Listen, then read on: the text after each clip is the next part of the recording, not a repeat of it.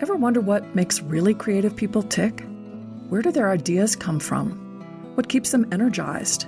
What kinds of things get in their way? Is their life really as much fun as it looks from the outside? Hello, I'm your host, Lily Pierpont, and this is ArtStorming, a podcast about how new ideas come to life and become paintings, sculptures, plays, or poems, performances, or collections. Each episode, I'll chat with a guest from the arts community and explore how the most creative among us stare down a blank canvas or reach into the void and create something new. Today, I'll be ArtStorming with National Book Award finalist Debora Jackson Taffa. I heard Deborah speak at a women's conference here in Santa Fe in the late fall of 2024. All of the panelists that day were impressive, but Deborah's voice and story, as well as the advice she had for the creatives in the audience, really caught my attention. When I learned that she was the director of the MFA Creative Writing Department at IAIA, that's Institute of American Indian Arts here in Santa Fe, I knew I wanted to get her on the show, and lucky me, she accepted my invitation. Her request was that I read her book, Whiskey Tender, before we met. I accepted her challenge with enthusiasm. I was about to go on a cross-country road trip, and I listened to her memoir with rapt attention as I made my way back across the country toward New Mexico from the East Coast. By the time I got home, I couldn't wait to meet her. I actually felt like I already knew her. Her story is riveting. Her style of storytelling is spellbinding.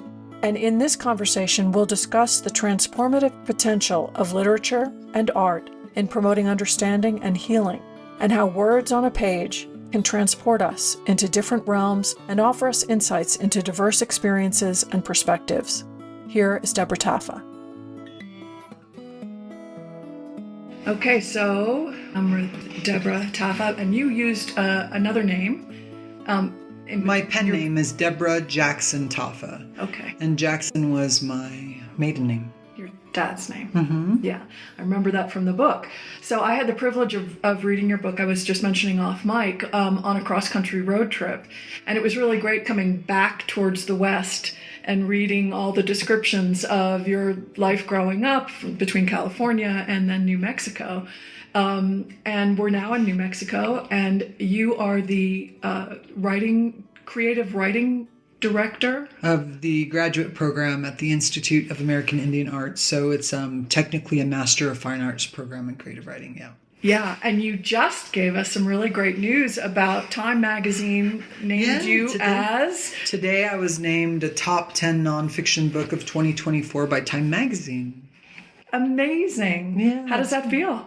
Well, there have been a lot of little bests rolling in. The Atlantic magazine named it a top 10 book, all genres included, of 2024 last week. So an Audible named it a top 10 memoir for their.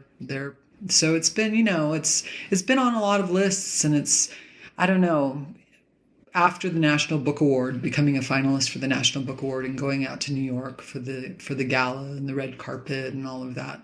I think nothing will faze me, probably, because that was the top 5 with them.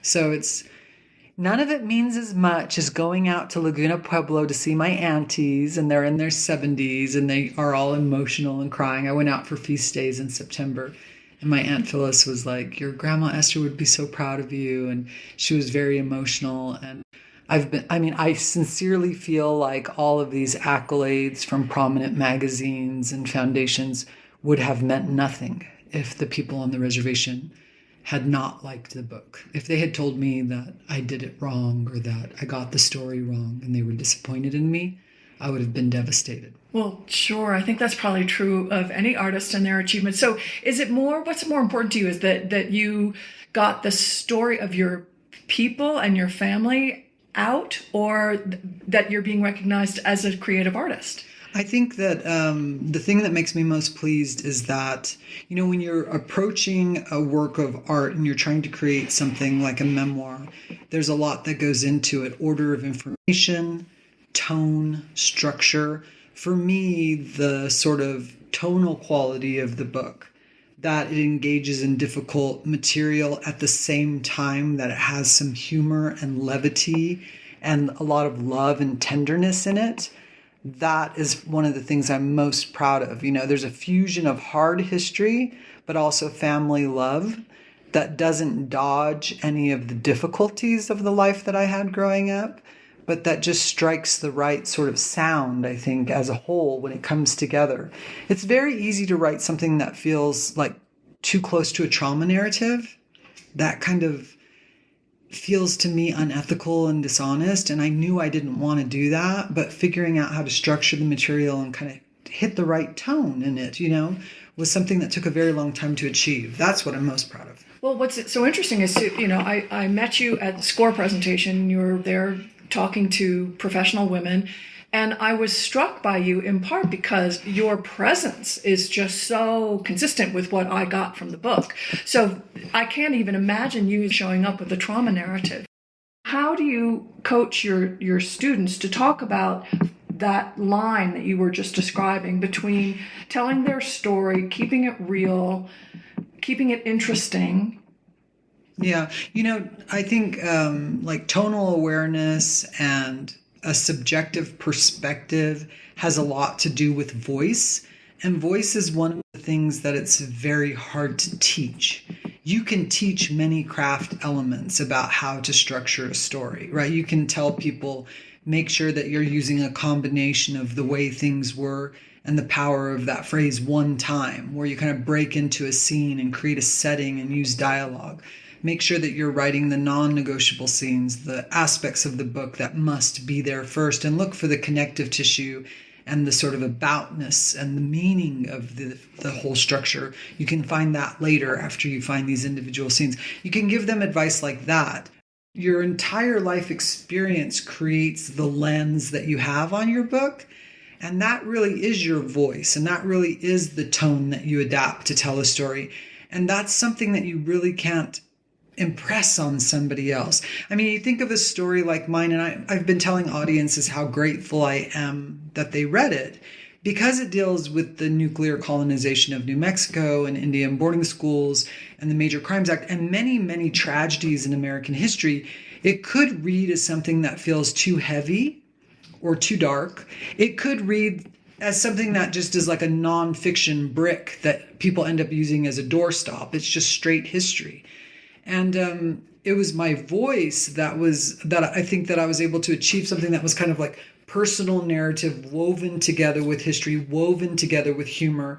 I was delighted when the Washington Post compared my voice to Mary Karr, because if I had somebody who trained me in how to kind of, or like, Jeanette Walls with A Glass Castle, those are all the voices that I kind of listened to and tried to figure out, like, how are they infusing this with a sense of dark humor, of levity, of fun, so that you make it more digestible to readers who have a hard time seeing stories about alcoholism, poverty, and sort of oppression. Do you see? Yeah. So I don't know how to advise my students to do that other than to say that they feel very safe at IAIA because we have graduated everyone from the likes of Tommy Orange to Dave White and Sasha LaPointe. But there are many, many esteemed graduates of our institute who I think the one thing they all would say, and they would all have in common if you were speaking to them right now, is that they feel like it's a very safe space for them to try and fail with their stories. And certainly that's what happens. You start to tell a story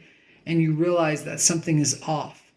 And it could be any of the things that I mentioned before, aside from craft. It could be that you're writing too much from the lens of a victim and you have to try to find some of the humor, you have to find some of the joy. It could be that you need to go darker and you're just trying to move towards something that is horror, or, there's a lot of horror and indigenous horror that's kind of emerging in the world of publishing right now. And it works. It goes all the way to the dark side. It's up to the individual student to decide what conceit they want to use in conjunction with their voice to find that lens. Well, and what's also fascinating to me is you're one of two authors that I've interviewed so far, and I've interviewed a lot of more visual artists and dance artists, whatever. But, it's such a different art form, and it's one that I've painted, but I haven't, I've written, but I'm certainly not a published author. And, I'm just curious about just the actual nature of writing, because some of the other graduates from IAIA, whom I've spoken to, have very described very accurately what their struggle is to incorporate their personal history, their lineage, their whatever into their contemporary art expressions. And they grapple with that same, where is their voice? Where is their medium coming through? How do you think that, how do you compare the writing as an art form to some of the more plastic arts? I mean, I think that at IAIA we're doing something very interesting in that we're still an art movement. I mean, back in the day we had the futurists and the Dadaists and surrealists, and when you went into galleries, museums, they were set up by art movement rather than by decade. And I had a curator out in St. Louis at the art museum who brought me out to do like a native literary festival in conjunction with an IAIA retrospective. He had brought art out from our college from the 50s and 60s, and I brought authors out and we read.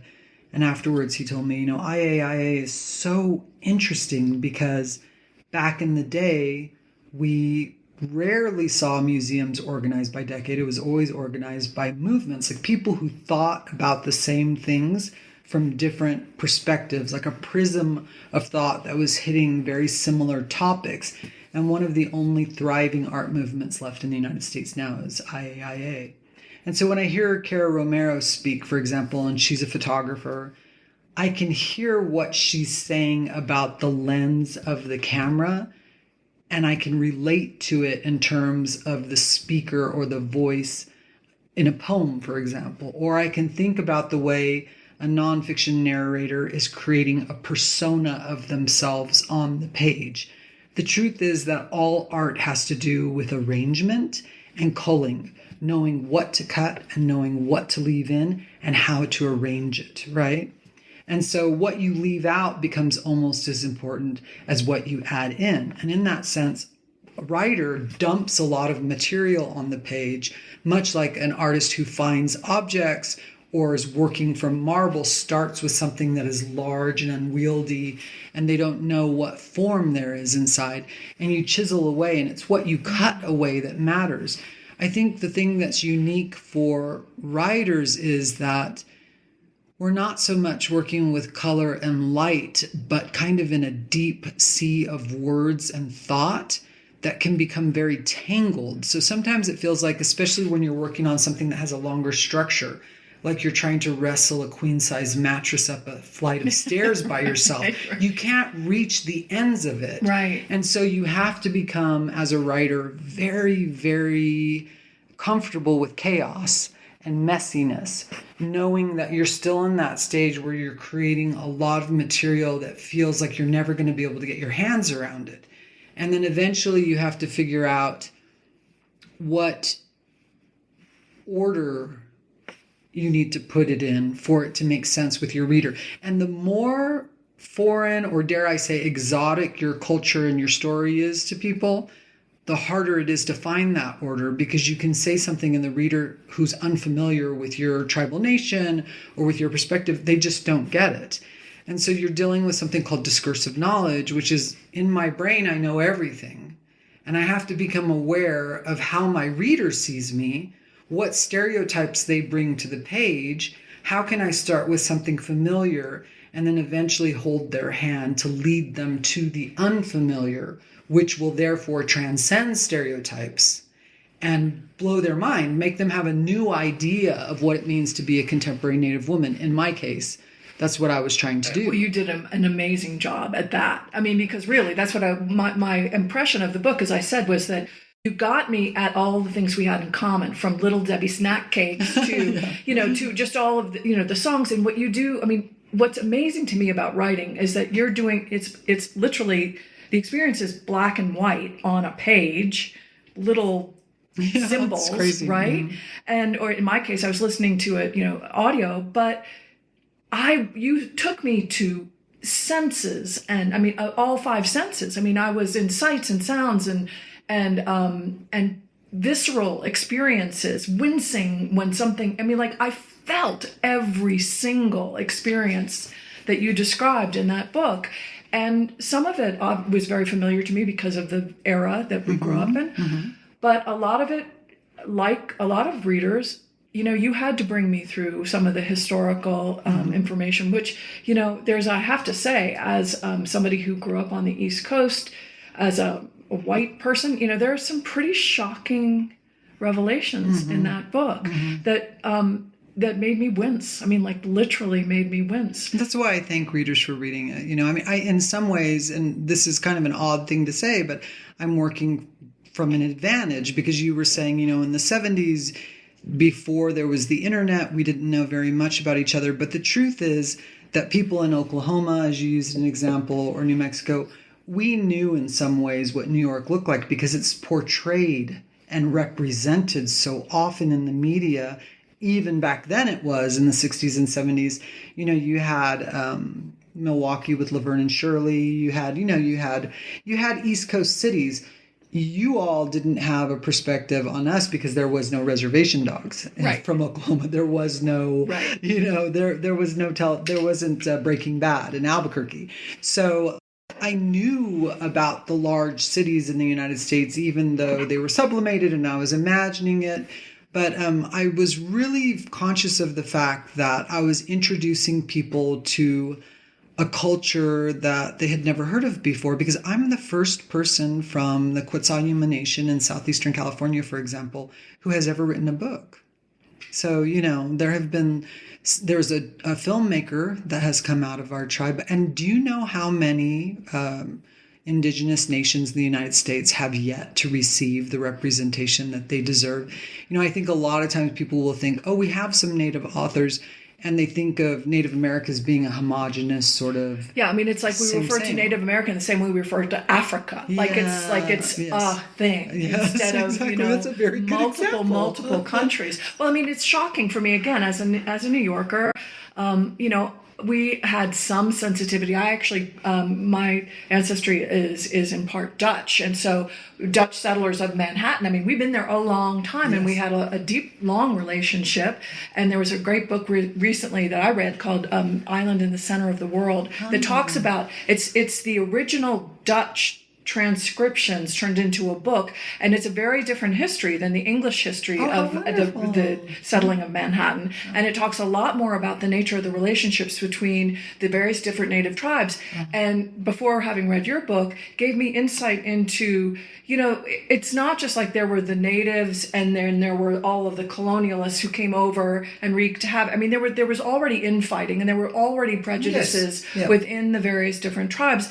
And I think that it's one of the things I think it's so important about the story that you're telling and the story that Tommy Orange told in his, and all of these narratives that are coming out is to bring forward the subtlety and complexity of all of these things and to distinguish between these different lineages and the different cultures. I mean, to homogenize it is almost a worse disservice than to ignore it. Oh, it totally is, yeah. I mean, I was very, very surprised by how many people in my audiences have been really struck by the idea that I was a minority Indian and a Navajo majority when we first left my reservation, and how that culture, the Dene Navajo culture, appeared to me as an outsider.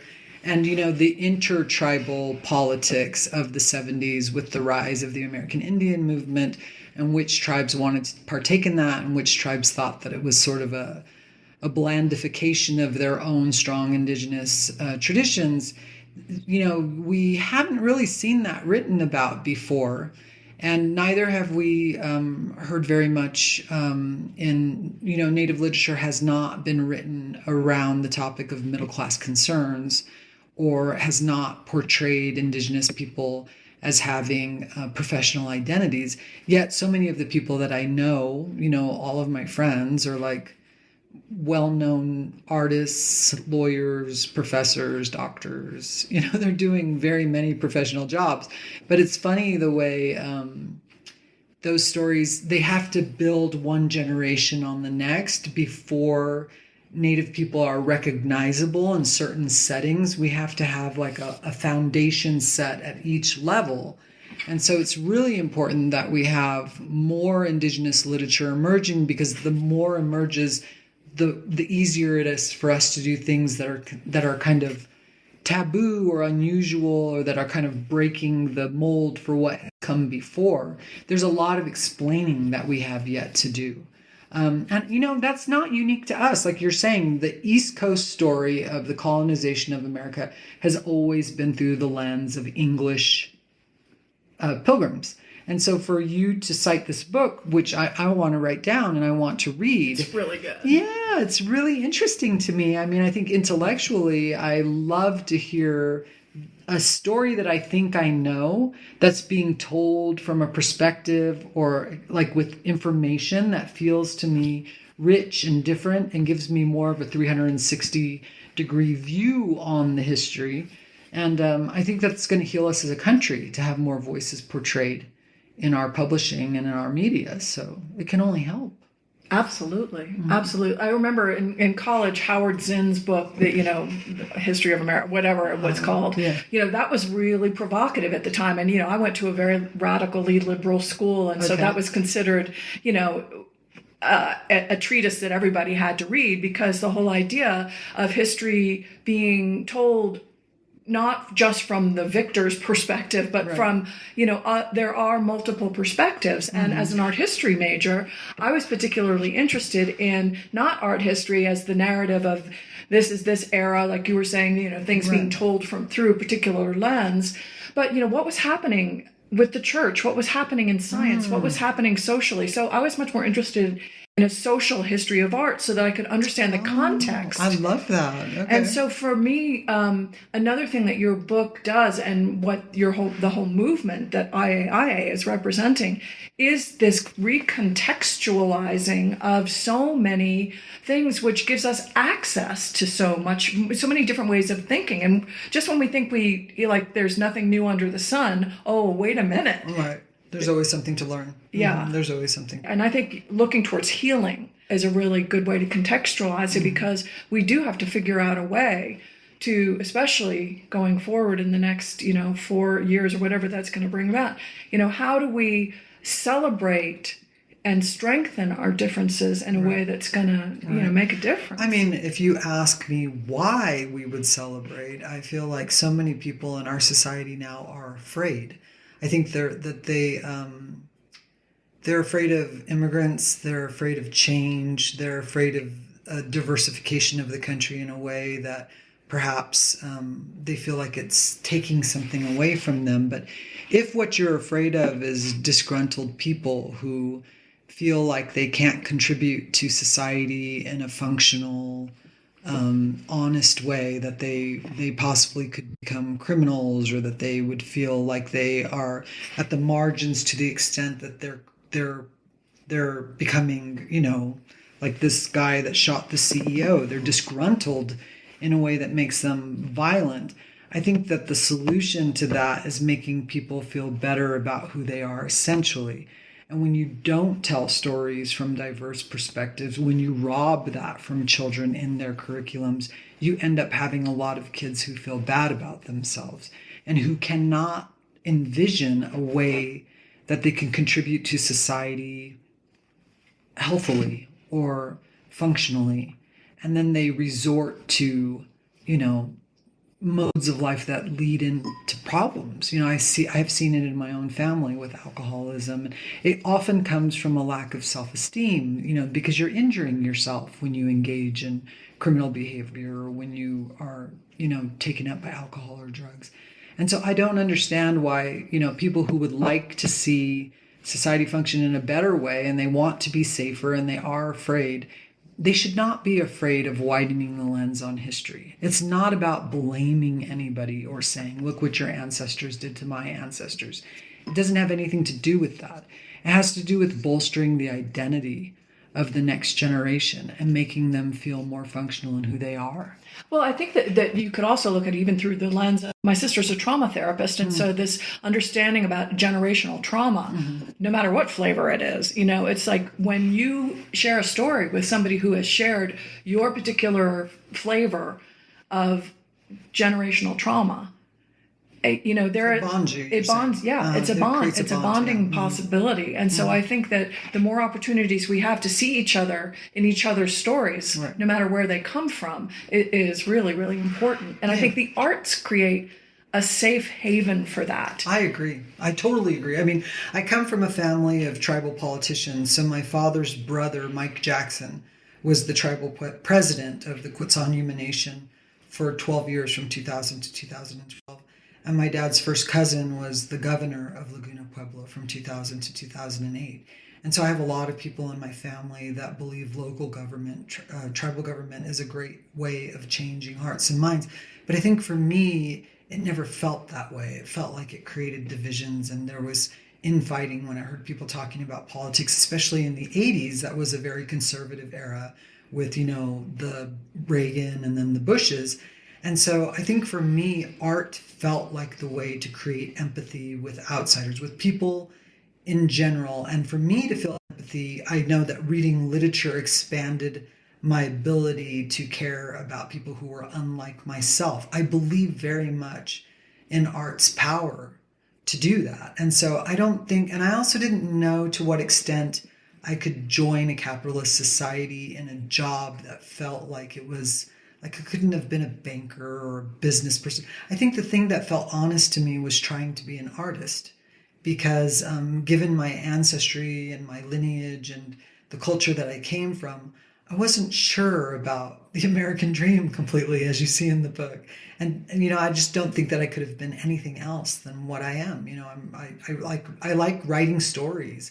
And I'm hoping that those stories will reach people and make them. And what I've seen in audiences that I have met people who immigrated to the United States, and they're like, I really relate to your story because you suddenly found yourself. I've met people who have intersectional identities. Like my father was from Germany and my mother is Jewish. And I've met Mexican people and people from south of the border who are like, I would love to reclaim my indigenous identity, but people tell me I should be always talking about myself as Spanish or Hispanic, like I have something to be ashamed of. And so there are all these ways. I've had students say, I don't know what I'm doing at university. I don't know if I belong here. Because part of the themes in my book are about disidentifying with academic goals. And so you think, oh my gosh, my story feels so specifically indigenous. And yet the more specific you become in any story, the more universal it becomes. And I've seen that in my audiences, like people becoming emotional and saying how much they related. And at first glance, we have nothing in common. Like they grew up in Boston, and it's well, that's how I feel about it. I mean, I feel like you're a sister, and it's very presumptuous to walk into your kitchen and feeling very close to you. But I'm very comfortable here because of everything I know about it. But you mentioned also, just to add another layer to this, you mentioned, I hope it's okay we can always cut it out if you don't want. But you married an Italian. I did. I married an Italian. Yeah. So right there, you have this intersection of cultures. One from Milan, Italy, which is a really, really different culture. Yeah, it's been a really interesting thing because we spent so much time when we first got married and he came to the United States. We met in Indonesia and he came to the United States. We traveled in West Africa. We lived in Europe for a while. Then we came back and we were living in Rio Rancho, and we would go to Italy once a year for a few months in the summer and stay with his parents. And I remember going out with our kids when they were very, very little, because he would want to go and pick mushrooms or collect berries, or he would be like, put on your boots, we're going to go get chestnuts. And you have to wear your boots because it's spiky and it's a spiky ball and it'll cut you if you're not careful. And then he would show us how to crush it with our heel. And we picked olives on his parents' they had an olive garden, and we took the olives to get them pressed at this 1,000-year-old frontoio, which is an olive press that is ancient. And I remember feeling so simultaneously sad, but also happy that my kids were seeing what it felt like to live in that close sort of communion with nature. And I realized it was because his ancestral lineage had never been interrupted by colonization. At least not. Wow. You know what I mean? Like, sure. It had stretched back a very long time. And so they had taught the great-great-grandparents had taught the great-grandparent, and then the grandparent, and then him, he was raised by his great-grandfather. They had taught them like when to go out, where to go to get their fruits and their nuts and their, they had this uninterrupted time in a way that we didn't. It was taken from us. And I think that's something that I was always really lacking, that, and I didn't get to know my great-grandparents and my grandparents because the mortality rate among Native people in the 50s and 40s and 30s was like 52 years old. Like no one knew their grandparents. And so for me to know someone who was literally babysat by his great-grandfather as a little boy growing up, and who knew and lived in an area where you could walk from his grandparents' house to his uncle's, like all in this little regional park outside of Milan, up near Como Lake. It was like I saw something in him that felt so stable in his identity, and I felt very schizophrenic in mine. And it made me realize that I really came from a family that was kind of a post-apocalypse experience, where we had had so much of our relationship with the earth, with our life ways, with our food ways, interrupted in a very violent way, that I always felt a little ungrounded and very, very traumatized. And he was able to offer to me and my kids something that I could never have received from, for example, an American. Most Americans, I don't know that I could have married an American. I think that marrying somebody who came from outside of this culture gave me a lens on it that felt very healing and very wonderful. I know that sounds odd to people probably, but it's true. No, in fact, it makes me feel even more deprived, because not only, not that my lineage was wrestled, there was nothing taken from me, but just because of the peripatetic nature of the people that I come from. French originally, and then through England, and then to the U.S. and Dutch on another side. But I'm effectively European. I'm about as European as you can get. But I never made cookies with my grandmother. I have no sense of lineage in any way other than through this very formalized, sort of.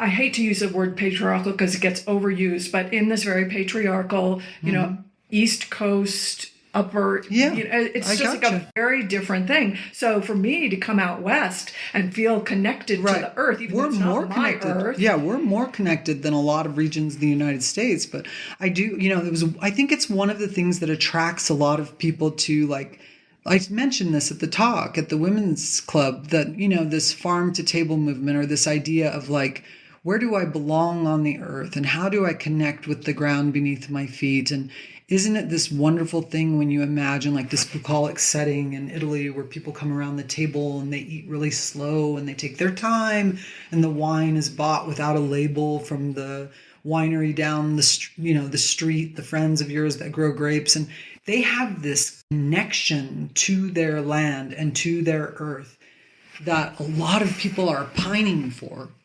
And I have more of it now the older I've gotten, because I've repaired it. Like being here in Santa Fe at Christmas gives me the opportunity to have a tole at Christmas, and to make tamales, and to go see my family on the reservation, and I get to see the eagle dance or do whatever I want to do, which feels very grounded.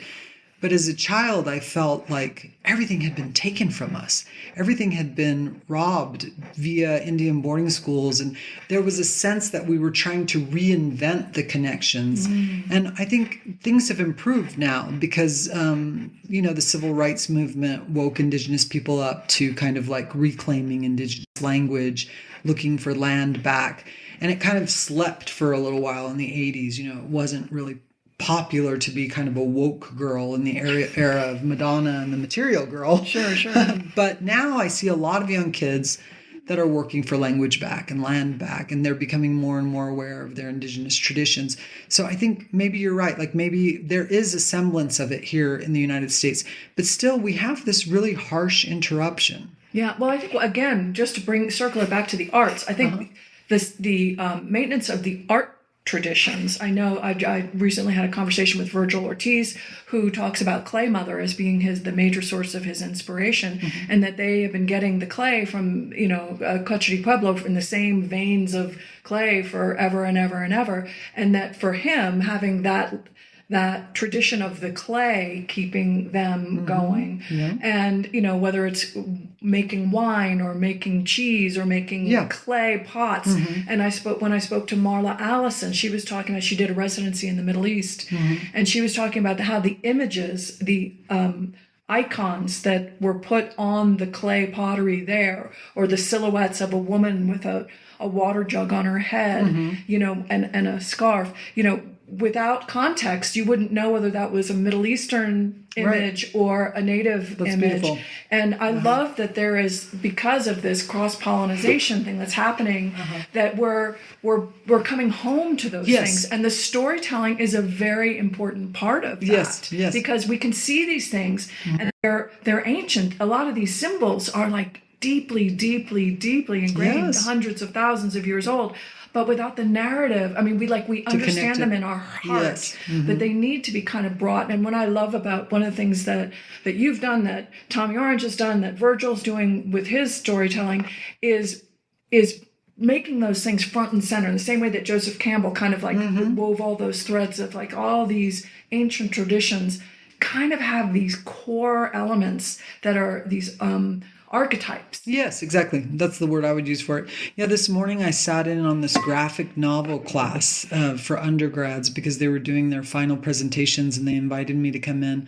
And there was a student from the Columbia River Valley in Oregon who said that he traced the history of coyote stories in his tribe and found the last one, the one that he thinks is the most recent, like and before the mythology stopped.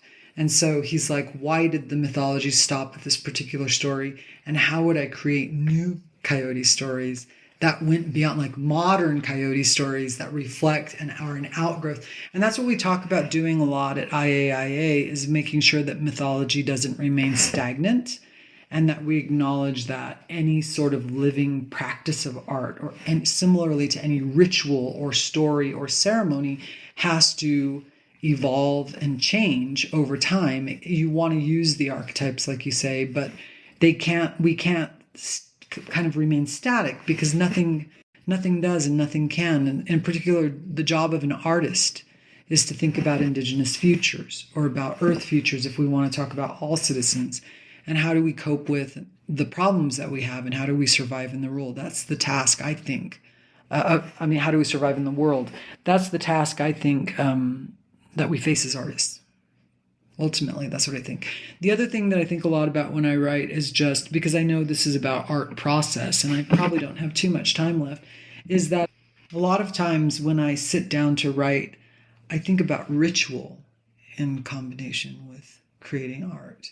And like, I try to remind myself that when you're doing art, you are stepping into a part of your day that is not quotidian, that it breaks down temporal boundaries.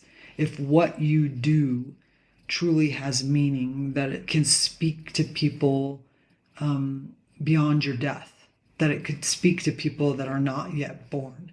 And if the temporal boundary is broken down in that direction, then also on the opposite end of the spectrum, you're communicating with your ancestors, and you're in conversation with artists who were here, and you have read them, and you have looked at their paintings or engaged with their artwork, and they're gone now, but you're a part of that conversation as well. And so to other artists, young artists especially, I often tell them, working on your art is not like going to the grocery store or doing another task. It's on your to-do list, and you check it off, and you try to engage in it every day. But it's a ritualistic space that is a space that is kind of outside time and outside the mundane ordinariness of the world. There is something there that is more meaningful, and you need to make sure that you cross that threshold and enter that space as you sit down, and know that the possibilities are much larger than the possibilities of other tasks that you're engaging in today. I think that's so incredibly important, because not only, and there are now brain studies that prove this, is that not only is it important for the artist to be very intentional and conscious of that threshold crossing, but because when the consumer of that artwork it has a different resonance when it's done with that intention. So the study that I'm referring to is they've recently shown that somebody looking at an original piece of artwork fires different regions of their brain than when they look at the replica of that artwork. Oh, I love that. Isn't that amazing? Yeah. And so Walter Benjamin would be happy to hear that. Yeah. He should add that to his book about replicas. Yeah.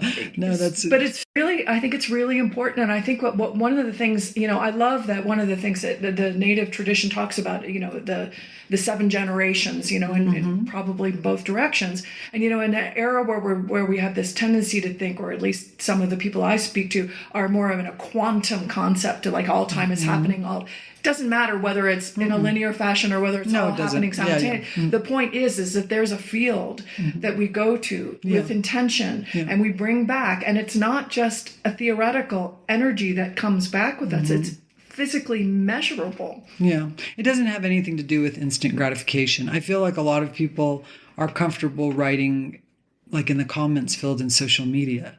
And, that's a form of writing, certainly. There are forms of communication that are, you get like an instant communication that is very, very practical or engaged like conversation in the world. It's just the opposite, though, of what art is and what literature is, I think. I had an English teacher, I think in 9th grade. Her name was Shelley Barth. She was married to the author John Barth. And we got to class and she said, I'm going to teach you how to read. And of course, we're all, 9th, 10th graders. And we're like, we know how to read. And she said, no, you don't. And her idea was that you can just in the same way that there's writing without intention, that's just sort of the writing on social media, there's reading, you can consume words, but that's not the same thing as really setting aside the intentionality of absorbing literature. And that's what she was talking about. Different words have a different effect too. I mean, I remember during the pandemic and that period of time, I became obsessed with journalism. It felt like it was my responsibility to pay attention to what was happening in the first Trump administration in a way that hijacked the enjoyment of art for me for a while. Like I did not read very much literature. I became obsessed with the news cycle. And it won't happen again. It was just it was such an anemic period of my life. And, I really believe that there's something in the energy of words and an incantation. Literature is written because the sentences have a truth in them. And their cadence falls on you in a different way than something that is just like a line of facts, Sure. And I can catch on audio or via a podcast, the Ezra Klein Show or the Daily on my walk or my jog, a snippet of the news that feels to me like it's giving me enough information.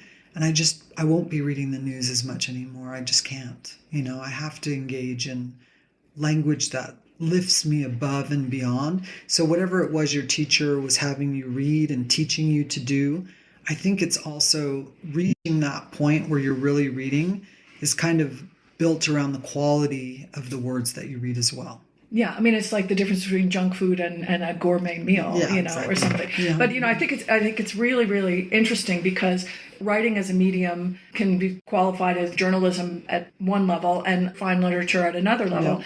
Photography can be journalistic or it can be art photography. I mean, there are a few mediums that exist now as a result of our current era that I think sometimes the reason people get intimidated by art is because they feel like they should, because they can read, because they can see an image, that they should be able to relate to it as art. But it's a different skill set to approach something. It's a different quality of reverence, I would say. Mm-hmm. And so one of the things that it sounds to me like IAIA is very committed to doing is keeping that reverence for all the cultures that you are trying to represent and bringing those stories forward and kind of I mean, I think for me, the concept of reverence and awe are a lifestyle that has to do very much with my upbringing as an indigenous person as well.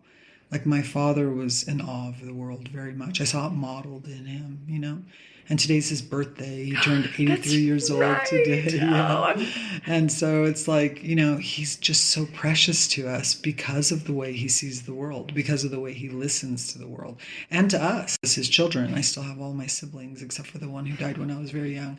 And so it's, you know, it just strikes me that it's not for me, and maybe that's why we have at IAIA so many wonderful artists and writers, is that we're raised in a world that kind of believes in awe and wonder as a way to move through it. You know, I know that when they have exit interviews at university levels where they ask indigenous kids and like all different demographics why they wanted to get a degree, and a lot of them say to build a career, and indigenous kids almost always say, because I want to find a way to give back to my people.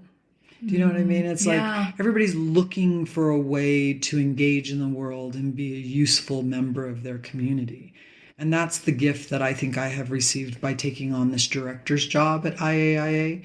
It felt so important to me to write this book for my people that I almost choked the life out of it. Like, it was like, you know, when you care so much about something, it becomes really hard. You have to kind of do things with a joy and a freedom and a playfulness when you're creating art.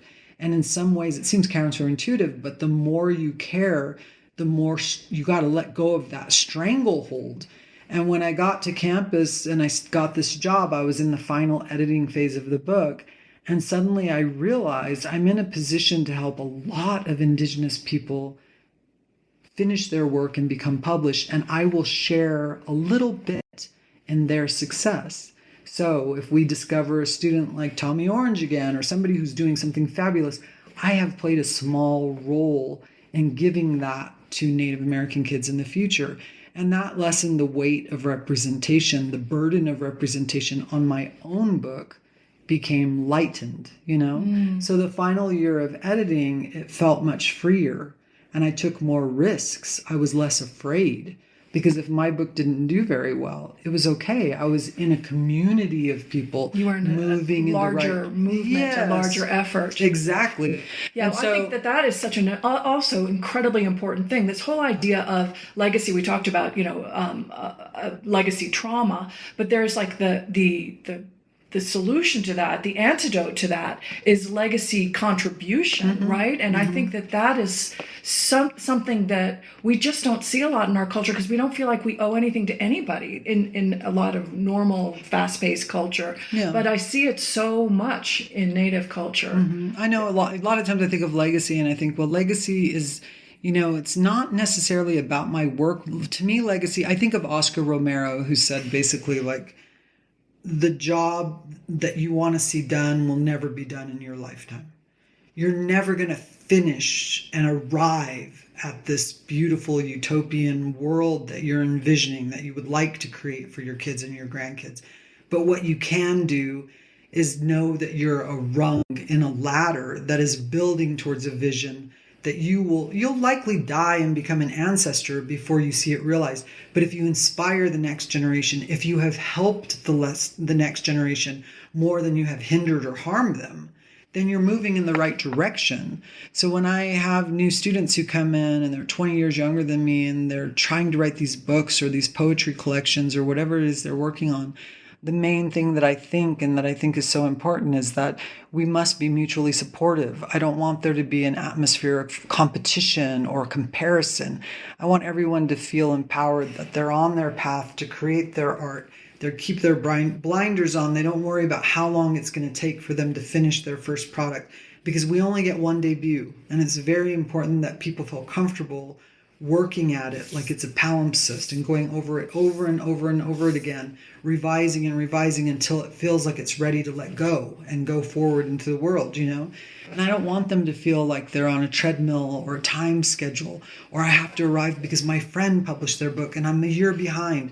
Nobody's behind. You know, it's like we really have to stay in our lane. And art definitely does have a gestation period. It does. You know, one has to honor that. And there's a great quote that you can't grow a flower by tugging on it. Oh, I love that. Yeah. So, I mean, but I just absolutely, this whole conversation has given me so much to think about in terms of just the way I even think about this project or the way I do my life, giving myself permission to be part of something that it's not done with me. I'm starting something. What am I starting? I esteem that. I mean, I feel like all of us as artists have to talk about what it means to be, for me, what it means to be a good literary citizen. Because it's not just about me. It's about a literary community. And so for me, it's like, I wouldn't want to do this work alone.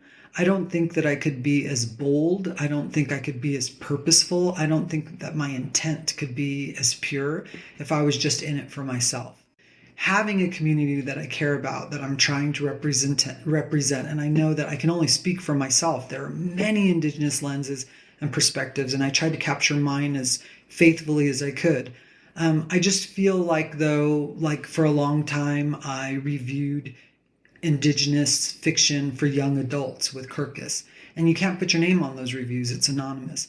And it didn't pay very much, but I did it for quite a few years because I thought somebody has to read indigenous children's literature who knows what they're reading and can review it in a way that is ethical and responsible and familiar with the material. And I learned so much doing that. But it just felt like something that I owed the community, that I should do in good faith as a community member.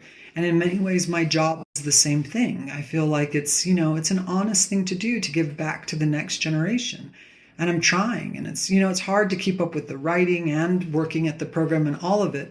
And I try to balance it. But I think if I was ever to leave this job, I would have to find a new way. So your podcast, for me, I think, if anything, it serves the community of artists and people that you're portraying in your speaking with in your podcast. But at the same time, I think it helps your spirit as an artist. I think it serves you as an individual who's trying to create. It's so true. It's so true. And this conversation has been such an incredible privilege. Thank you so much for taking time out of your incredibly busy schedule. And thank you so much for writing the book. I mean, I don't think we have yet seen, I know you've already sort of had the first waves of accolades and you've experienced but I just don't even think you can possibly understand the implications of this book on future writers, inspiring other people to come and tell their stories. But you also, I don't want to overstep the mastery with which you did what you did in telling the hard history, in making it really accessible. I mean, it's a true gift. Thank you for having me on your show. I think of the book as like a kid that you raise and send out the door and you're like, don't die, stay alive, do well. I have a feeling it's going to really you just hope it make keeps you going. Proud. Thank you so much for having me. Thank you so much. It was a very fun talk. It was nice talking to you. Well, thanks for joining us today. Please like and follow us on ArtStorming.org, where you'll find a list of our shows, a transcript of this episode with links to the guest page, as well as our other projects. ArtStorming is brought to you and supported by ArtBridge and listeners like you. Look for us on your favorite podcast platforms.